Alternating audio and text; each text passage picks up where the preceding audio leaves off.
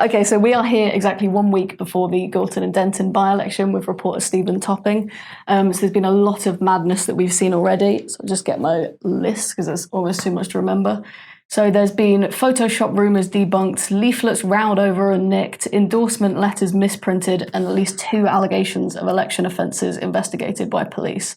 So Steve, do you want to just give us a bit of background on how this all started and why the seat was left vacant in the first place?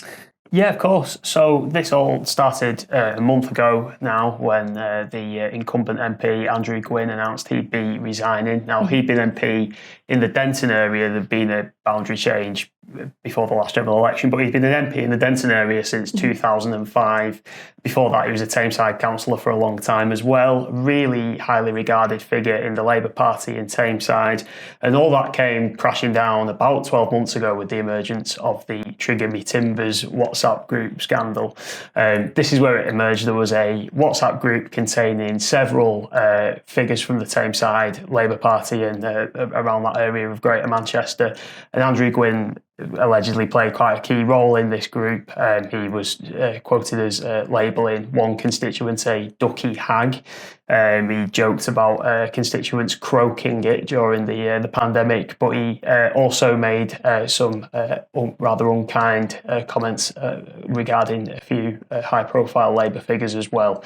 So all this came to a head. He was sacked as a minister, and in the 12 months since, he served as an independent MP without the Labour whip, and it all led to last month he announced he was stepping down as he cited health reasons, but he also spoke of the impact that last year's affair took on his mental health as well.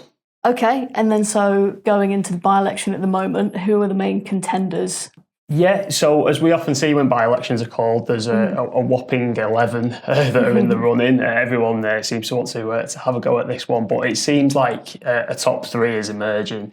Labour would traditionally be overwhelming favourites in Gorton and Denton, and at the general election just 18 months ago, Andrew Gwyn won with more than 50% of the vote.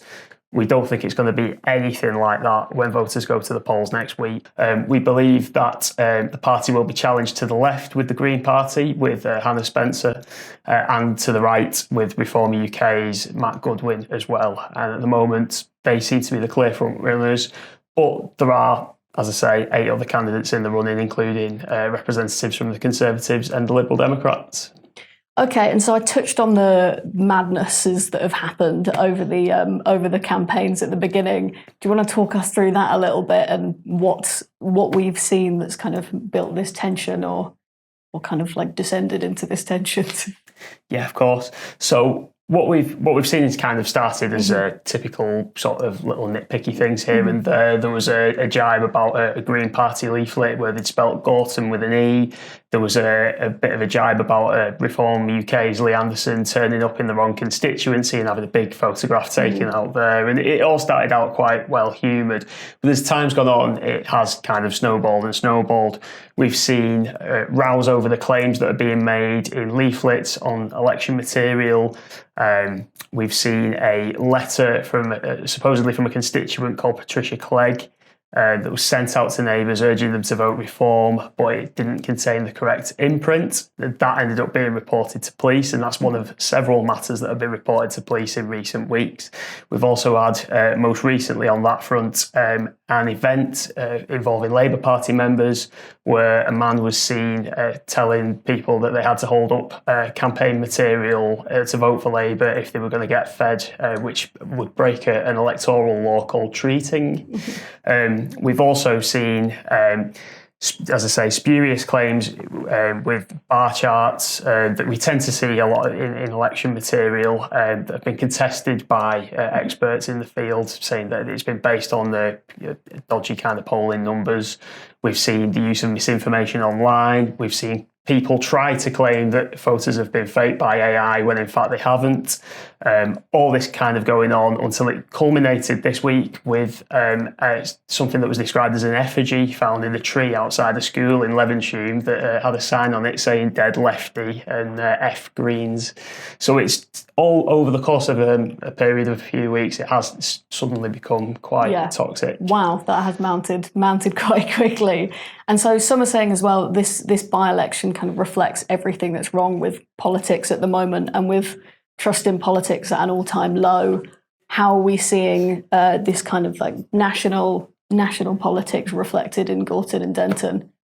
Of course, I think so. There was a YouGov survey last year that found that 67% of people in Britain thought that politicians were in the job only for themselves, and that number had gone up quite considerably since one of the more recent times that the poll had been done in 2014. There's a real problem in politics that people just don't feel they can trust anyone, and it doesn't seem to serve anyone's best interests if all we're getting is bickering between parties and sort of claims that are particularly iffy, suggesting that one of them might have an advantage over the other. I mean, we had a situation on Saturday where the leader of the Green Party, Zach Belansky, told us that Labour had thrown in the towel, but it just so happened that at the same time he told us that Labour had sent loads of their big hitters up to canvass, and one of our other reporters spoke to them as well. So obviously both things couldn't be true, and there's just been so much of that over the course of the by-election. Yeah, well, got a week left. Seems like all still to play for. So thanks for speaking to us, and hope to speak to you soon over the next week. No problem.